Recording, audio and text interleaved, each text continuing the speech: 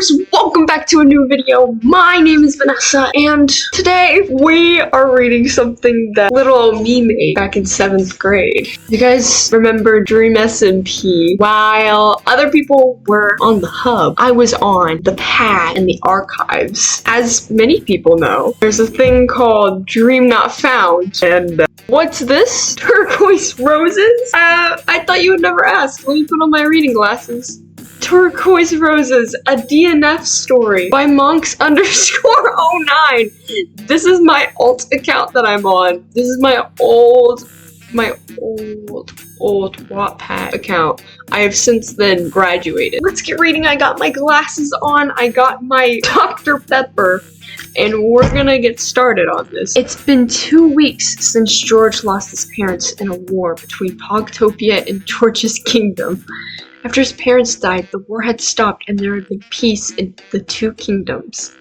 George gets a gift from his parents after they died. George was given a map and was led to a garden of roses. And who was taking care of this garden? A guardian named Dream. George spent more and more time with Dream, but what seems to be a sweet and harmful relationship starts to turn into fear and sadness, not being able to face the truth. This is Turquoise Roses. Warning! Contains angst and gore. Hi! Got a bit too detailed and carried away. Sorry. As George walked down his parents' grave, covering his head with a mushroom jacket to cover the rain pellets from getting in his brown, fluffy hair soaking wet. It had been 2 weeks since the war had started between Pogtopia and the Mushroom Midnights. His parents were set off to go offer a peace treaty to Pogtopia before getting brutally slaughtered by one of Pogtopia's warriors. After that, the war was called off and George hadn't heard anyone in the village talk about his parents dying at all or the war. George suspects that they are afraid to talk about it in front of him. He can still feel their gaze as they would look past by in the town. Last week, George started to walk away from his parents' grave as he heard the thunder in the distance. That's the thunder. It's me clapping my cheek. It walked into the soft gray castle. A feeling of something that flows in him came out of nowhere. George shrugged it off. Was it grief, maybe? A feeling sort of rose in him. Perhaps it was grief. George woke up in his room and looked around at his mushroom-colored walls and his bookshelf in the corner of his room. He grabbed his glasses and finally, being able to see his room a bit more clearly. Dr. Pepper break. George then got out of his bed and yawned. Way to start the day. He walked out of his room and saw a woman frantically running towards him. George! The woman ran up to George, tugging on his pajamas. George was too tired for this lady, but he tried his best to look like he had been awake for 3 hours. George didn't even know what time it was, trying to make it look like he had been up for hours. Really? But he tried his best to look like he'd been awake for 3 hours. George didn't even know what time it was, but he was trying to make it look like he had been up for hours. Really? He then saw a few guards coming up the stairs, and the woman then looked back at the guards and ran behind George. George turned to the woman. Oh, Dream! There we go. Miss, is this something that you need? You aren't supposed to be here.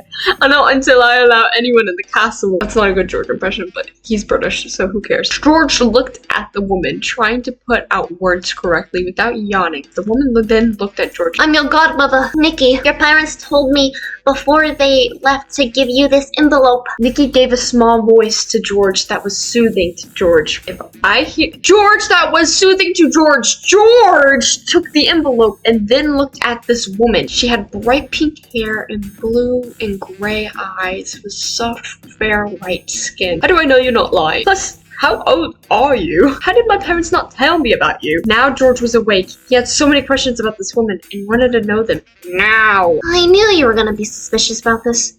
I had documents. Papers right here. I am 19. Your parents asked me to be your godparent because they were close with my sister, Sally, but she went missing. Plot twist. Lore dropped. Nikki then handed George the documents to George. George scanned through the documents and then called a guard to come and take the documents to see if they were real. They seemed real, but George needed to be sure. It was odd that this girl was younger than him, but she seemed to be a bit older, or his age at least. Did you at least read the envelope? Nikki seemed crossed. Look at me. Look at me, using a British word, crossed. She looked at George like he was wasting her time. What's in it? George asked Nikki, thinking that she would have opened it already and saw what it was. Nikki shrugged her arms. How am I supposed to know? Your parents told me to never open it, and that you must open it. Nikki looked at George and then walked out of the castle. George stood there a bit shaken up about what had just happened. Not even 10 minutes after waking up, he had to deal with this nonsense. George looked at the envelope with a curious expression, and then walked into his room for some privacy. Wait, I thought he gave the envelope to the guards for them to check. When did they come back? George turned the cold bronze door and opened the door. He closed the door. Opened the door and locked it in, making sure that no one gets in his room. George slowly started to open the envelope. And he got the envelope and opened the map, and there were letters stored inside of the envelope. Next part. George, if you're reading this, then this means we didn't survive our trip. Since you're on the way to getting the throne, we have something we would like to give you. Follow this map. It used to be your father's and I's favorite spot. Please take good care of it. George looked at the map and saw that this was an entire map of the kingdom. There was a red line that led into the woods in the back of the kingdom, away from where Pogtopia and the Mushroom Midnights was. What? George set down the map and letter on his bed and then walked to his wardrobe. George threw on his 404 shirt, his mushroom hat and cape, some nice pants, and black shoes. George then took the map and walked out of his room, down the hall where there were maids and butlers walking around and greeting each other, and then going off and taking out George's parents' furniture and clothes. He walked down some stairs and went into the kitchen. The castle owned wasn't that big, unlike Pogtopia's castle. How does he know? Has he ever been to Pogtopia? I'm gonna say, since I'm the author of this, they have like a yearly little meetup. George walked around the kitchen and took a shortcut to get outside, using one of the doors in the kitchen for when the chefs need to go to get her herbs for their meals. George walked out in the kitchen into the woods, and then he heard a villager talking. And then George looked at the map, and the arrow started to point in the back of the hind castle, and then into the deeper and the darker part of the woods. Sorry, I don't know what's happening. In the dark oak trees started to cover up the sun, and George started to feel unsafe in the woods. George saw that there was a path of flowers, which was odd, since there was no sunlight for the flowers to survive. They were roses. Odd-looking ones, too. Blue roses, green roses, soft light pink roses, yellow roses, purple roses, black roses. Pretty sure all of those exist, I think. I don't know. George noticed that the flowers started to grow more and more, and he followed the trail of flowers. He started to notice that there was a sunlight starting to open back up again than before, and then he noticed that there was a wall, but not a wall that was in a house. It was not a wall that was in a house. It was a hedge wall. Seemed like it was privacy only. George continued to walk around and then found the gate. It was wooden and shone straight into the sunlight and the gates of heaven. It had a small open way in the middle and was shaped in a circle. The wood seemed to be rustic. George gently touched the gate and watched in amazement as the gate started to slowly open into a beautiful, colorful garden filled with flowers. Wow! Rim. Oh my god! Tell me all about it! The scent of flowers surrounded George and made him feel relaxed. George opened the gate even more and started to walk into the garden. The flowers were all beautiful, like fresh daisies. George saw bees passing by. As his gaze followed the bees, he noticed someone near the odd-looking green roses. I wonder who this could be. George walked closer, being wary about who this person could be. This person seems to be around 6 feet or so, George thought to himself, and noticed that the person crouched down had something in their hand, like a watering can. George walked up to the person, hoping that they wouldn't freak out. George walked over to the person, making sure he didn't hurt the roses. George noticed that the person had dirty blonde hair and seemed to have tan-like skin. George then put his hand on the person's shoulder, which startled them. I'm sorry, I didn't mean for you to get startled. This place is beautiful. Did you make it? George asked, looking at the person who seemed very pretty. Very pretty. I know what you are, George. Couldn't help but be flustered. The man smiled softly at George and then laughed as he stood up, looking at George and then reaching out to shake George's hand. George was surprised by this, but shook the stranger's hand anyways. This boy is gullible. Hello, my name is Dream. I'm the guardian of this garden. Dream shook George's hand firmly, but almost softly. He shook my hand firmly, but almost softly. What does that mean? Confused by what he meant about guardian. I'm George. Nice to meet you, Dream. What do you mean you're the guardian of this garden? Guardians of the garden, George asked, raising a brow in curiosity. Dream smiled at George as he shook his head. Stupid idiot. Garden. And then motioning for George to come with him. Come on, I have something to show you. Boy, you just met him. He's gonna kill you. The sun was shining brightly in the garden. Dream raised his hand in front of his face in a saluting position to block the sun from his eyes. George's mushroom hat covered the sun perfectly fine. For as long as I can remember, Hold on, we're giving him a bitch voice. For as long as I can remember, I have been in this garden. I didn't know what to do until I started seeing flowers bloom around the garden, and I just started growing roses. I wasn't given any duties or anything until 7 years ago. Some people came here and gave me some rules. I didn't know their name, but they always taught me things. They always taught me things they didn't cut about that I didn't know about. They come back, and they haven't come back in a long time. Dream looked down, and George didn't know what to do. It seemed Dream cherished these people a lot. George turned over to Dream and hugged him. You don't know him. And hugged him, hoping that would make him feel better. Dream just seemed a bit flustered and surprised that George did this. They just met so suddenly. It seemed odd, but Dream liked the comfort. Dream wrapped his arm around George and gave a small smile. And then George, letting go of Dream, feeling a bit awkward about the hug, but also good about it too. I'm so awkward, but I'm glad I did it. Seemed that his new friend was happy now too. Sorry about that. Such a fuck-up. George looked at Dream, feeling flustered when he did. Dream chuckled and continued to walk until they were at the bench near the far end of the garden. George didn't realize, but it seemed to be getting late, and he didn't want to be rude and leave at a short notice, so he continued to stay with Dream a little bit longer. Thank you for what you did back there. It was fine, although it was a bit odd since we just met. But it was nice to see that someone cared about me again, because nobody loves me. Dream looked at George. George noticed how Dream looked at George, and he could finally make Dream's face clearly now. His soft but dark green, mysterious eyes. This is peak literature. AI slop could never. His soft freckles looking like a bright, shining star in the middle of the sky. It was no big deal, Dream. You just seemed sad, and I didn't like that. George smiled at Dream. Dream smirked at George. What? Does someone have a crush on me? George started to let Dream tease George, and George started to laugh. We just met in your dreams, garden boy. George playfully pushed Dream, laughing. Dream also started to laugh at his own stupid tease. He tried to make. So where are you from? You look like you're from that one kingdom. What was it called? How do you know? You've never been anywhere. Dream asked George. Why'd I do this? Oh, just that garden boy want to come and see me like Romeo and Juliet. George laughed and teased Dream. Dream blushed a bit and smiled. Ouch! Let me get it there, Cookie. Dream wheezed at the nickname he gave George. George blushed, embarrassed at the name. Dream gave him. George let out a laugh and a sigh and laughed at the silly name. Whatever! George rolled his eyes, scoffing at Dream, and then looked at him. I'm from the Mushroom Midnights. I'm on the way for the new throne. Peasant! George slowed down and looked at the flowers, and then looked that way. My parents just passed. George covered his mouth. He barely knew this person, and he could be working for Poptopia trying to get secrets from him. But then again, he did say he was the guardian of this garden. He seemed to be telling the truth. Plus, his parents did give him this garden, and Dream was already taking care of the flowers.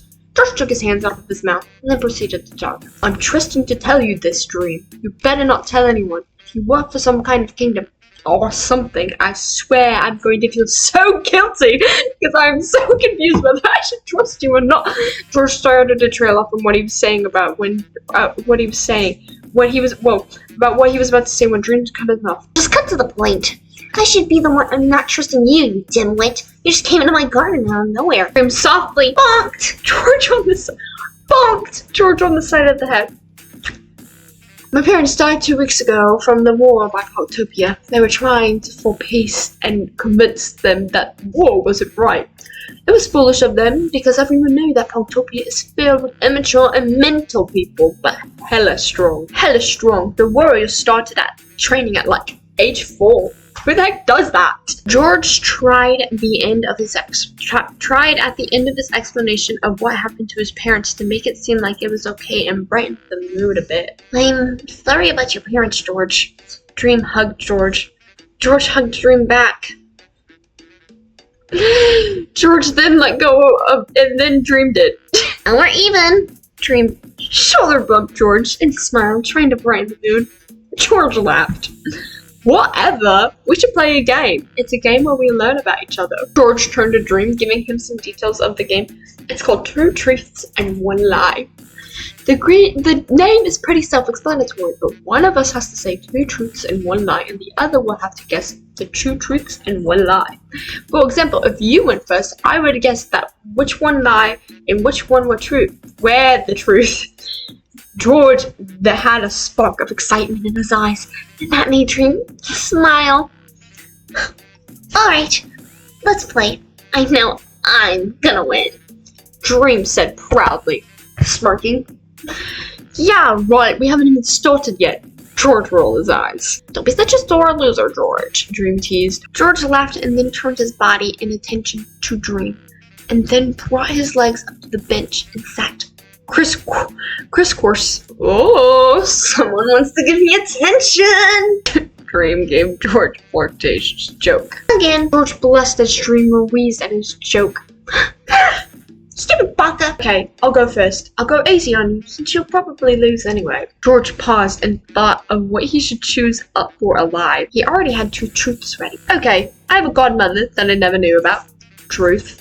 I am getting married to a woman in Paltopia for even more peace that'll last us as long as we are married.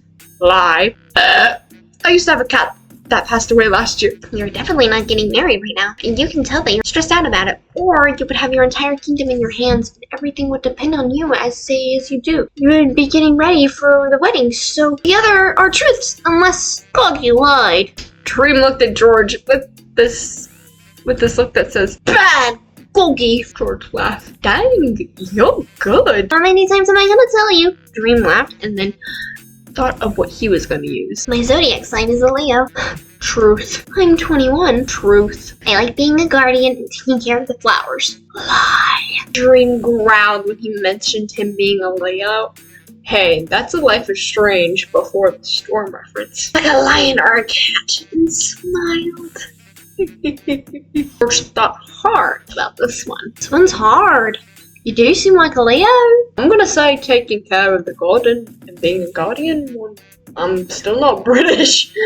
Holy cow, you're better than me.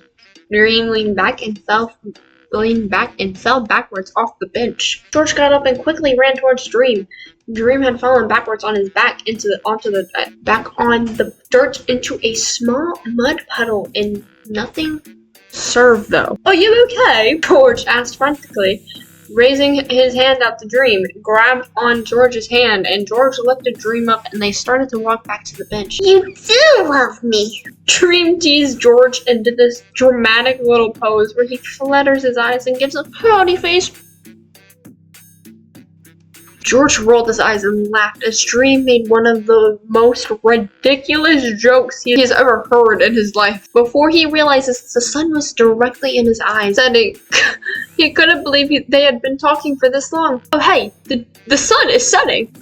George pointed right over one of the dark wooded trees, and Dream looked over and smiled softly. My favorite time of day. So beautiful. Dream smiled and stared off at the sunset for a while before George broke his trance from the sun. Why's that? George looked at Dream, waiting for one of his flirtatious jokes to burst out of his mouth and to hear his wheeze again that George could never get over.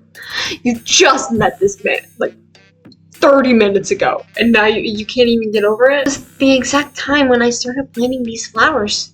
I found the seeds in the shed and I followed the instructions on a small piece of paper. In there. And where? It's also when those people Came and took care of me and taught me. Dreams continue to stare up at the sunset, smiling at the good memories he had in the past. Joyce!